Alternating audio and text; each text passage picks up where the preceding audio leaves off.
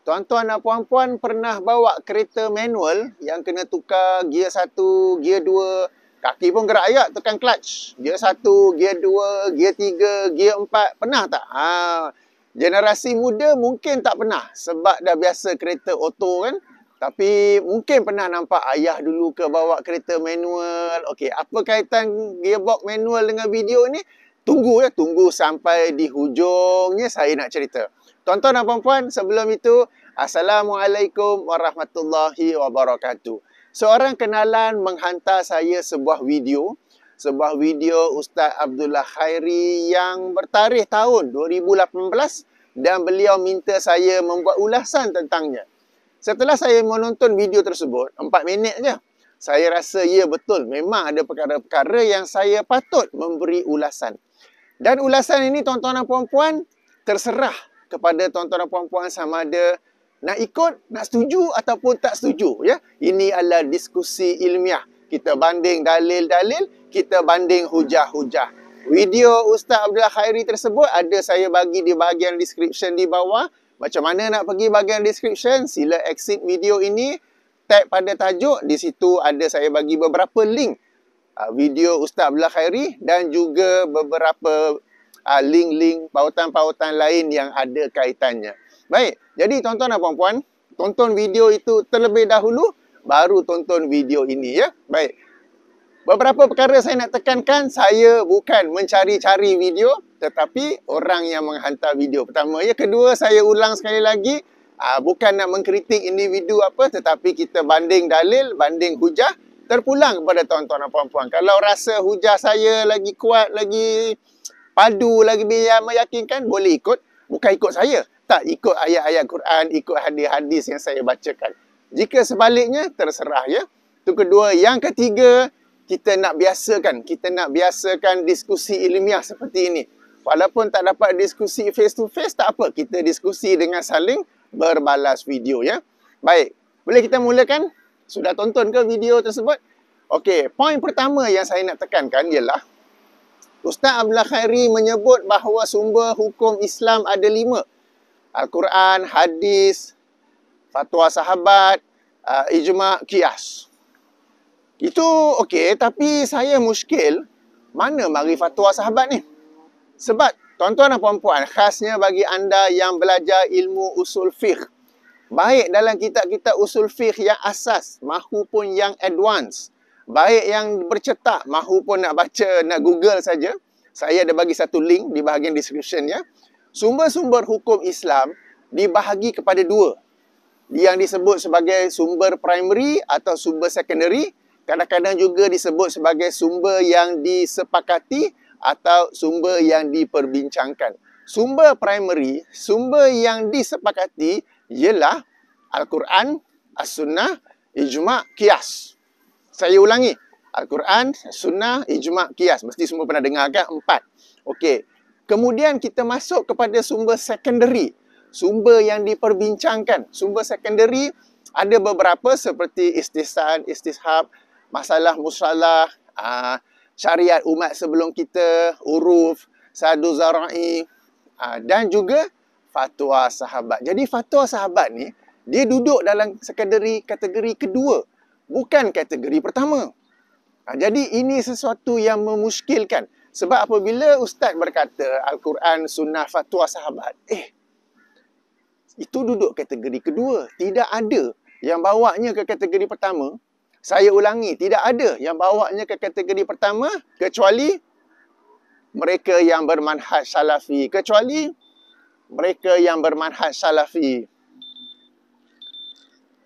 Kejap, jam pun nak seronok join sama.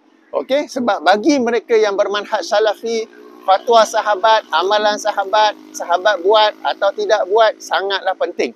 Ya, sampai-sampai di kalangan salafi ada satu kaedah yang amat penting, ya, yang berbunyi lau kana khairan la sabaquna ilahi. Seandainya ia baik, saya para sahabat akan terlebih dahulu melakukannya, terlebih dahulu mempraktikkannya. Saya ada video khas tentang ini. Sila tonton, saya nak jemput tuan-tuan dan puan-puan tonton dan perhatikan dalil-dalil bagi kaedah ini. Dalil-dalil bagi kaedah ini. Kemudian, kalau tuan-tuan dan puan-puan Okay, ada dengar ustaz lain yang mengkritik kaedah ni atas alasan kononnya ia didirikan di atas ayat yang berkaitan dengan orang kaum kafir Quraisy, maka bersaksilah bahawa mereka itu jahil. Sebab kaedah ini berdasarkan ayat-ayat Quran yang mengiktiraf para sahabat. Ia tak ada kaitan dengan orang kafir Quraisy. Sila tonton video tersebut. Jadi, tidak ada yang akan menyusun Al-Quran, As-Sunnah, fatwa sahabat, melainkan para salafi. Okay, mereka, salafi ni siapa? Mereka yang ingin mengikuti generasi salaf, generasi awal umat Islam. Tapi, Ustaz Abdullah Khairi sendiri ada menceritakan dalam minit yang ke-35, kenapa dia susun macam tu, ialah kerana dia nak bawa amalan sahabat pada zaman Nabi yang mereka buat amalan sendiri dan Nabi tak melarangnya. Itu tak apa, tapi bagi saya tidak patut ya, ilmu dalam bidang usul fiqh ni tertibnya disusun sedemikian. Bagi saya tak patut. Okey, tak apa. Kita masuk kepada amalan itu di mana Ustaz Abdullah Khairi memberi contoh ada seorang sahabat bila bacaan bangun daripada iktidal, beliau membuat bacaannya yang tersendiri. Tuan-tuan dan puan-puan yang dirahmati Allah. Jika kita mengkaji hadis-hadis Nabi sallallahu alaihi wasallam, hadis-hadis, memang ada beberapa hadis, banyak juga yang menunjukkan para sahabat membuat-buat amalan sendiri. Dan Nabi tak kata bid'ah, dan bahkan Nabi memujinya, Nabi approve-nya. Akan tetapi, walau bagaimanapun, namun begitu, jika kita mengkaji keseluruhan hadis-hadis yang ada dalam ini, kita akan menemui dua. Pertama, amalan-amalan yang sahabat buat dan kemudian Nabi approve. Dan yang kedua, amalan-amalan yang sahabat buat tapi Nabi tak approve.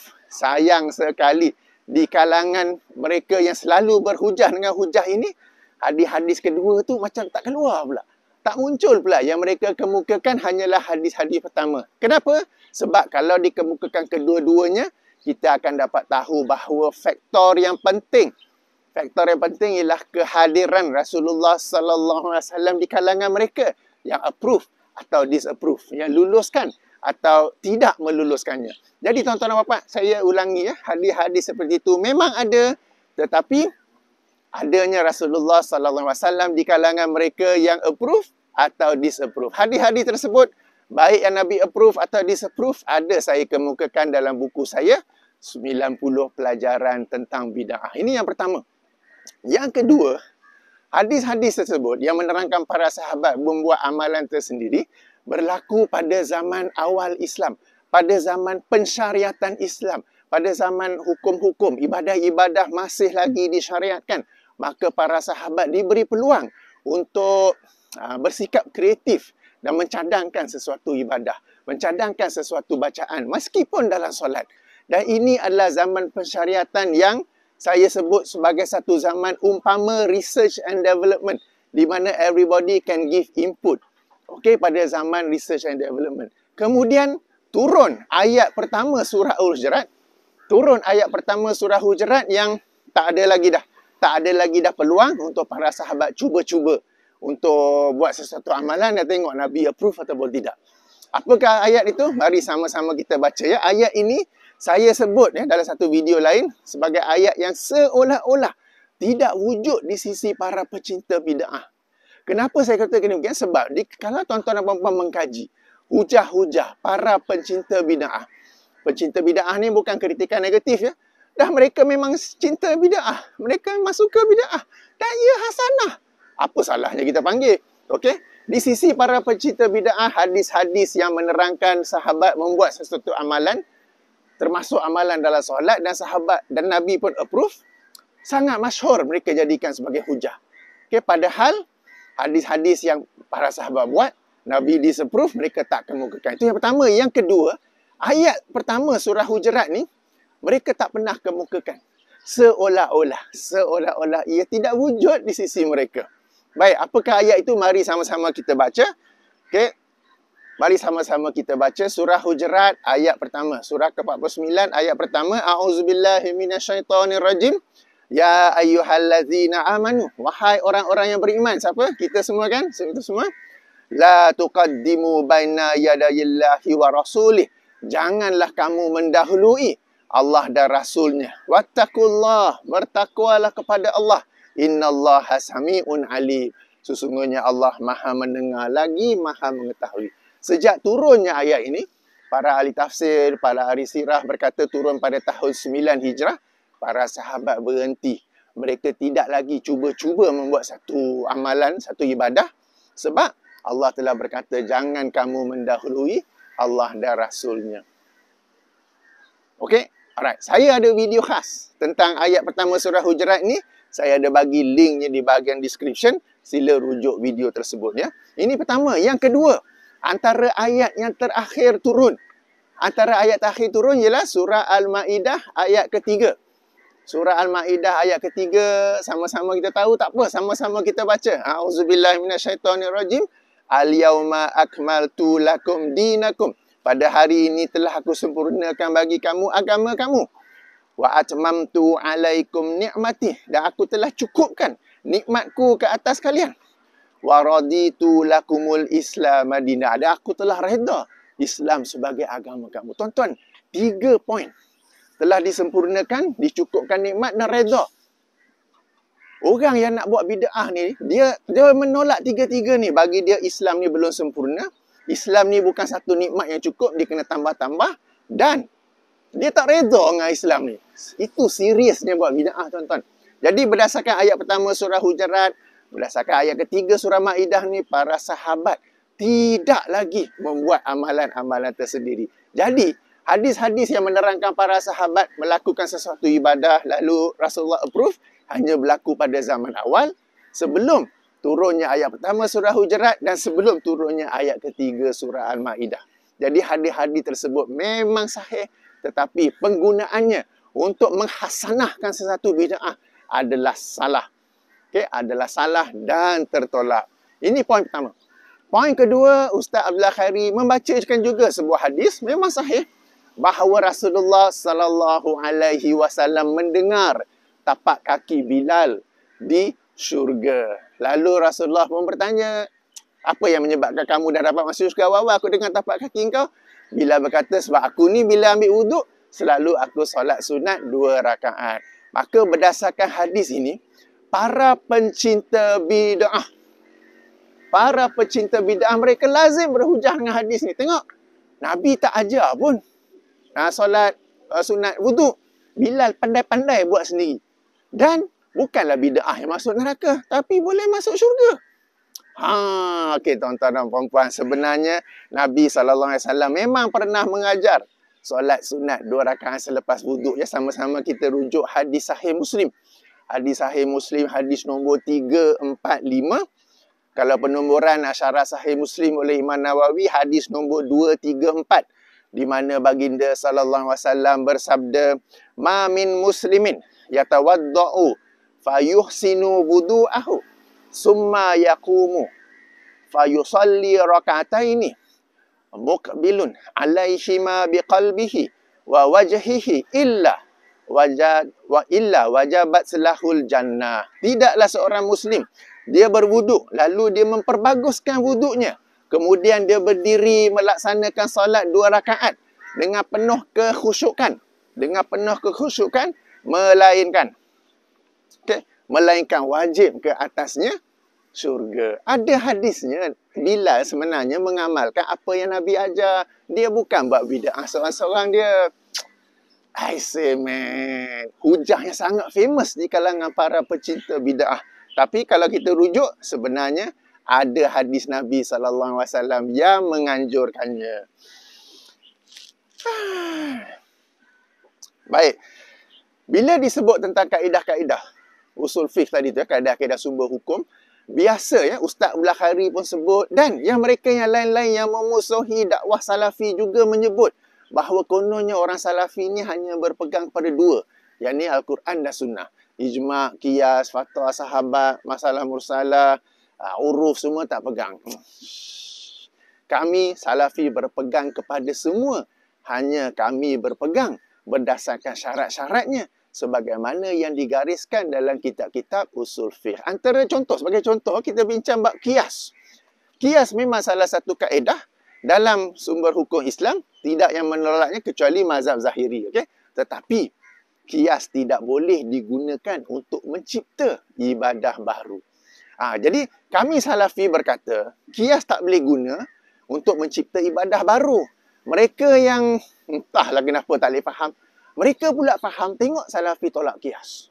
Tengok Salafi tolak ijma'. Tengok Salafi tolak kaedah-kaedah lain. Padahal kami menerima semuanya dan kami mengamalkannya berdasarkan syarat-syarat. Tidak main langgar je, tidak main tembak je. Okey, jadi bezakan di situ. Bezakan di situ ya. Baik, seterusnya. So, hujah yang dikemukakan oleh Ustaz Abdullah Khairi, sahabat buat bid'ah zaman Nabi, Nabi approve, kita telah jawab. Bila solat sunat 2 rakaat, kita telah jawab. Baik, seterusnya, Ustaz Abdullah Khairi menekankan tentang majlis tahlil ni, apa salahnya? Bukankah dalam majlis itu kita baca Al-Quran, kita berzikir, kita berdoa. So what is wrong? Bukannya kita buat, Ustaz Abdullah Khairi ada macam buat berlagu ke, bermuzik dalam tu, menyanyi ke. Tuan-tuan dan puan-puan, di sini you must understand, you must be able to differentiate. Tuan-tuan dan puan-puan mesti memiliki pemikiran yang tajam untuk membezakan. Saya tekankan ya, kesalahan majlis tahlil bukanlah pada membaca ayat Quran, bukanlah pada membaca zikir, bukanlah pada membaca doa, tetapi pada menyusun satu majlis dengan tertib tertentu pada malam-malam tertentu, di mana ia adalah satu ritual, ia adalah satu package, dan package seperti itu tidak boleh disyariatkan oleh manusia, ia hanya boleh disyariatkan oleh Allah dan Rasulnya. Boleh faham? Saya ulangi ya. Kesalahan dalam majlis tahlil ialah pada menghimpun, menyusun pada tertib-tertib yang tertentu ayat-ayat Quran, surah-surah yang nak dibaca, zikir-zikir tertentu, doa secara berjemaah yang semuanya disusun dengan tertib tertentu yang dilaksanakan pada malam tertentu sehingga ia menjadi satu ritual, sehingga ia menjadi satu package ibadah. Dan ritual ataupun package manusia tidak boleh mensyariatkannya. Yang hanya boleh mensyariatkannya ialah Allah dan Rasulnya. Bila manusia buat sendiri-sendiri, itulah jadinya bid'ah. Sebab nas, di awal video itu Ustaz Abdullah Khairi kata bahawa bid'ah ni bukan Nabi tak buat. Bid'ah ni perkara yang tak ada nas. Okey, baca Al-Quran ada nas, zikir ada nas, doa ada nas, tapi menghimpunkan semua itu, menjadi satu package ibadah pada malam pertama, malam ketiga, malam ketujuh, malam ke-40 dan setiap ulang tahun, itu tidak ada nas. Dan di situlah letaknya bid'ah bagi perkara ini. Kemudian Ustaz bertanya lagi, kita baca Quran pahala tak? Kita zikir pahala tak? Kita doa pahala tak? Kenapa kita tak boleh nak doa? Tuan-tuan dan puan-puan, kita kena faham. Sebab terdapat sebuah hadis Nabi SAW yang sangat masyhur dalam perkara ini. Termasuk dalam hadis 40 Imam Nawawi, hadis nombor 5. Okay, hadis 40, hadis nombor 5. Sahih riwayat Imam Muslim, di mana Nabi SAW bersabda, Man amila amalan laisa alaihi amruna fahuwa raddun. Sesiapa yang beramal dengan satu amalan yang tidak berada di atas perintah kami, maka ia tertolak. Jika majlis itu telah tertolak, tidak ada pahala, maka pahala apakah yang hendak disedekahkan kepada orang tua yang telah meninggal dunia? Tuan-tuan, saya ulangi. Jika majlis itu kita nampak secara zahir baik, tetapi ia adalah satu majlis yang satu amalan yang tidak pernah Nabi buat, tidak pernah Nabi suruh, maka ia tertolak, tak ada pahala. Kita nak sedekah pahala apa? Okey, itu yang pertama. Yang kedua, sejak bila kita ni boleh confident sangat bila buat amalan ada pahala? Sebab orang yang bersedekah, katakan saya nak bersedekah, saya mesti confirm ada duit RM10 untuk saya sedekah kepada orang yang meminta. Saya tak boleh, sedekah, okey, boleh. Tengok-tengok tak ada duit. Kan? Sama juga apabila kita beribadah, kemudian kita nak menghadiahkan pahala ibadah itu kepada orang yang telah meninggal dunia, kita kena pastikan terlebih dahulu, kita confirm dapat pahala. Sejak bila? Tu dia terlompat dah. Sejak bila kita sebagai manusia boleh begitu yakin Allah bagi pahala kepada kita, yang kita boleh nak sedekah-sedekah? Saya ulangi ya. Katakanlah ada peminta sedekah di situ. Saya pun Assalamualaikum. Okey, saya nak sedekah. Alamak, duit tak ada. Sorry tak ada duit. Tak dapat sedekah, tak ada duit. Kan? Sebelum nak sedekah, confirm lah dulu ada RM5 ke RM10 ke RM1 ke kan? Baru kita sedekah. Sama juga dalam beribadah. Kita confirm ada pahala, baru kita sedekahkan pahala tu. Sekarang ini, sejak bila kita sebagai manusia boleh confident ya Allah bagi pahala pada kita dalam amalan itu? Kita ni ada WhatsApp dengan malaikat yang mencatat tu ke? Aku buat ni banyak ada pahala. Malaikat yang ada bahu kiri, bahu kanan kan? Oh, engkau ada 100 pahala. Okey, aku nak sedekah 100 ni boleh ke? Boleh. Ada WhatsApp ke? Kan? So, why are we so overconfident? Kenapa kita jadi begitu yakin, confident dapat pahala? Kalau buat amalan yang selari dengan sunnah Nabi, kalau kita nak kata ada pahala pun, insya-Allah ada pahala kan? Ini pula amalan yang tertolak. Kemudian confident ada pahala. Kemudian nak sedekah. Sesuatu yang perlu direnungkan ya tuan-tuan dan puan-puan. Baik, seterusnya di minit-minit akhir Ustaz Abdullah Khairi berkata, sebab itu kita kena mengaji bang. Ini satu nasihat yang betul. Jadi saya nak ajak tuan-tuan dan puan-puan, ayo kita mengaji agama. Jangan ikut ustaz-ustaz selebriti. Jangan ikut panglipo lara. Jangan ikut tukang cerita. Ya, ayo kita mengaji dan ayo kita mengaji berdasarkan ustaz-ustazah yang amanah, yang menyampaikan agama, bukan berdasarkan keseronokan masyarakat, bukan berdasarkan sunnah masyarakat, tetapi berdasarkan Al-Quran dan sunnah, meskipun ia menyelisihi dengan kebiasaan masyarakat. Ayo kita berubah, ayo kita belajar, ayo kita mengaji dan kita tukar cara mengaji. Kalau nak suka-suka, nak sonok-sonok, pergilah tengok cerita komedi ke apa ke. Tapi nak belajar agama, pastikan ia ilmiah. Apatah lagi tuan-tuan puan-puan. Tuan-tuan dan puan-puan buat majlis tahlil ni sebab sayang kepada ibu bapa. Sebab nak hadiahkan pahala pada mereka.